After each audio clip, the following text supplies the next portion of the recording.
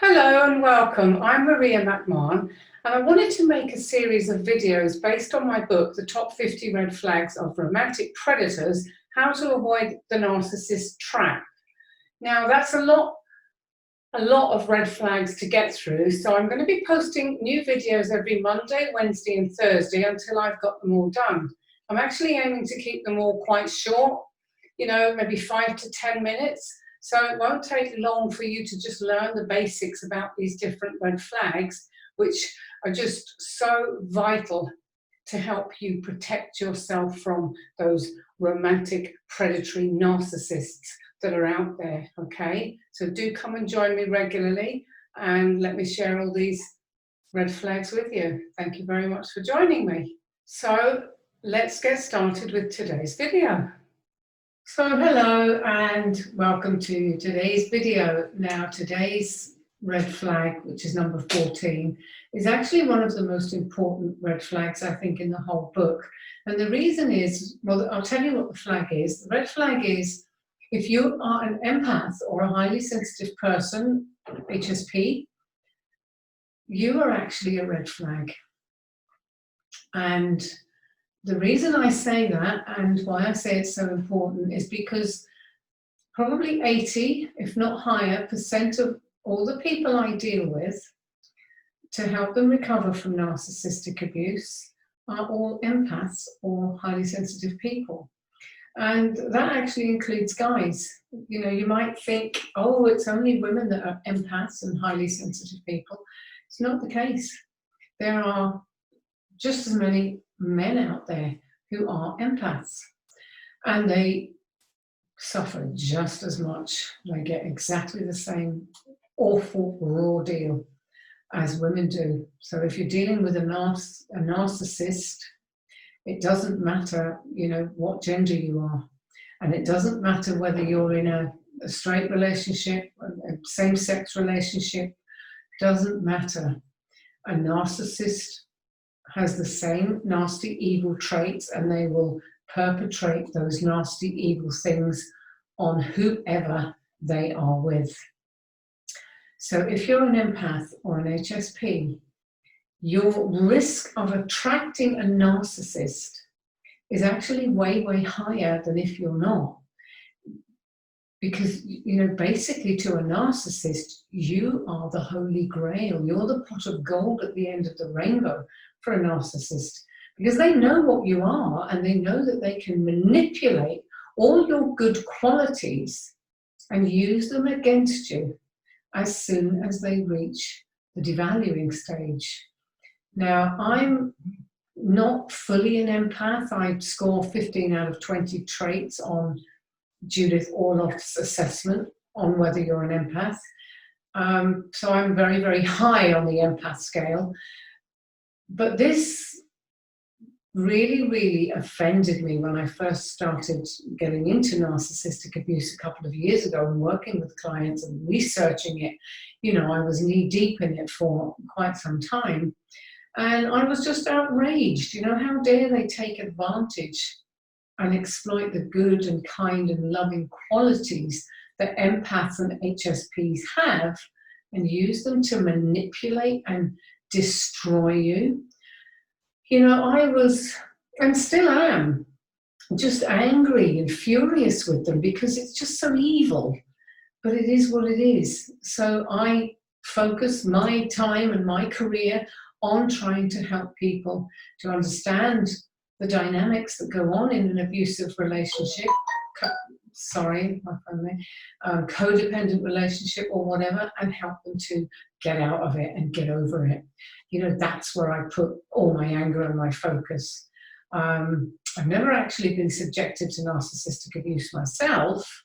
The closest I got was 7 years with a man who did have borderline personality disorder. And to be honest, he was never abusive to me, but some very weird stuff happened with him and I ended the relationship.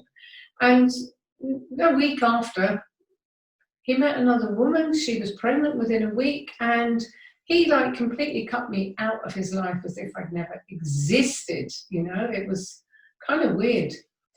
And I understand it now. there's a little bit of narky stuff going on there in the way he did that. It was just, at the time, it didn't make any sense to me, because we'd had this long relationship and we had actually, been quite good friends, and then suddenly it was like I was the pariah. He didn't want me anywhere in his stratosphere at all. Another thing I talk about occasionally is, I'm sure I've been both a victim and a narcissist in past lives. I'm actually a very, very strong believer in past lives. I'm involved in writing a separate series of books with a co-author friend of mine about spirituality and cosmology. Reincarnation is one of them. Life after death is going to be the next one, but those are stories for another day. But I just want to briefly mention it, that when I first started getting involved with narcissistic abuse, everything just resonated with me. I just got knee deep into researching it, and it just everything about it just clicked for me. And I knew it was just absolutely the right path for me to now focus on helping victims to recover. And I've never felt that strong conviction about anything, even though I've worked with people over so many issues over the years. But with narcissistic abuse, it was just like, I have got to work with this. I've got to help people with this.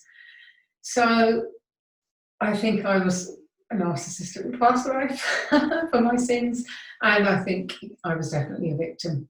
So in this life, I haven't had any narcissistic abuse, but I do have a very deep understanding of, what it can do to people. And I'm sharing this because of this whole empathetic thing, and why I have such empathy for people who have suffered narcissistic abuse. One of the things I've done is I've learned how to protect myself from negative energy and from emotional vampires. And I think it's one of the things that, I teach my clients how to do the same. I think it's so important to have that protection so that you protect yourself, from energy vampires, from narcissistic people, from toxic people. It's really, really important that you do that.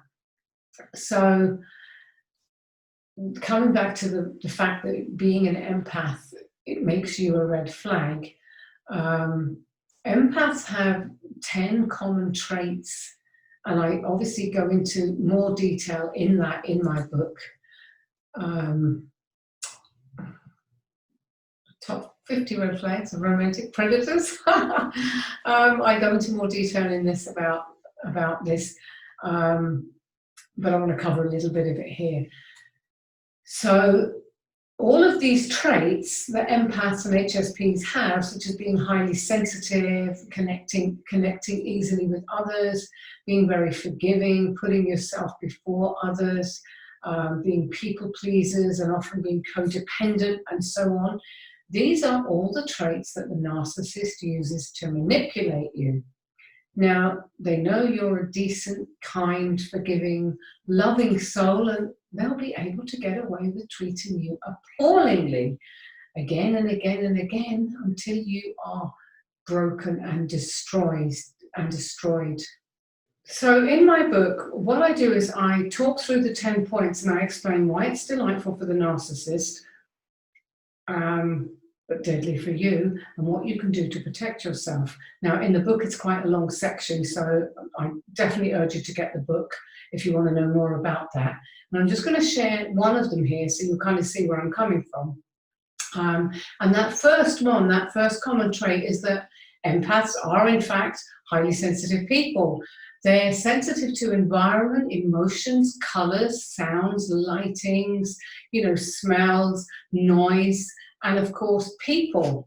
And they can usually tune in very quickly to another person's emotional wavelength. They're also known, for their ability to absorb other people's feelings and emotions. And this is probably one of the most commonly cited traits of an empath. So why this is delightful for a narcissist and deadly for you is because Narcissists are excellent at reading, mimicking and mirroring people. And coupled with the research that they will have done on you prior to meeting you, this is how they create this powerful rapport and subsequent bonding with their targets. This is deadly for you because they actually have no genuine feelings of their own other than their pathological need for admiration and adoration and attention, which you'll be ready and willing to give them because they are so enchanting. When you meet the narcissist, what they're actually doing is reflecting everything about you back to you. That's actually what you're tuning into, because a narcissist has no self. No self exists. So effectively, you're actually tuning into yourself, not them. So is it any wonder that you feel this incredible connection, this incredible bond with them? But the truth is, this person that you believe to be so wonderful just doesn't exist. They just do not exist. They are a figment of their own imagination, created out of your good qualities that they've temporarily borrowed from you. And this is unsustainable, and the mask will eventually crack. It will fall off. And then you'll see what really lies beneath. It's really ugly, and you do not want to get involved with a person who is going to shred your life to pieces. So I definitely recommend you get my book so you can read more about what I have to say on how you can protect yourself if you're an empath. And I'm going to bring this to a close now, and I will be back again soon with more videos. But thank you very much indeed for tuning in, and I will see you again soon. My name is Maria McMahon. I am a certified clinical NLP hypnotherapist, and I help people to recover from narcissistic abuse. So I will put some links below the video, but please check in again soon. I'm posting 3 videos a week at the moment to get through this huge list of 50 red flags of romantic predators. Okay? Thank you very much, and I'll see you again soon. Bye for now.